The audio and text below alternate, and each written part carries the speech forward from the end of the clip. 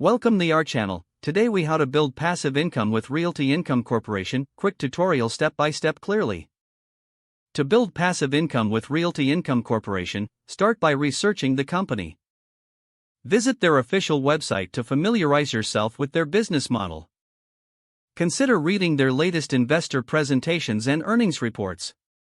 Look into their history of dividends and payout ratios to assess their stability. Create a brokerage account if you do not already have one. Choose a reputable online broker that allows you to buy REITs. Fund your brokerage account with the amount you are comfortable investing. Search for Realty Income Corporation by its ticker symbol, O.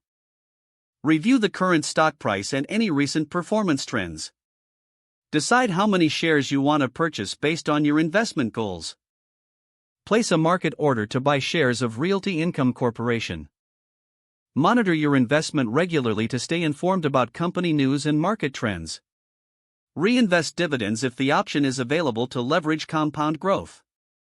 Consider setting up alerts for significant price changes or news updates. Join online forums or investment communities focused on REITs for insights and tips. Stay patient and maintain a long-term investment perspective for optimal passive income. Continue to educate yourself about real estate investment trusts and related market conditions. If the page does not load, refresh the browser or try again in a private or incognito window.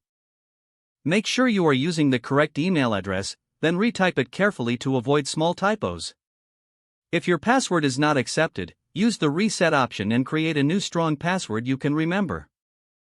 Check your spam folder for verification or security emails, then complete any requested confirmation steps. Enable two-factor authentication if available to improve account security and reduce unauthorized access risk. After signing in, review your profile details so your contact information and settings are accurate and current. If you see an error message, note it down and try again after restarting your device and internet connection. Log out when you finish, especially on shared devices, to keep your account and payment information secure.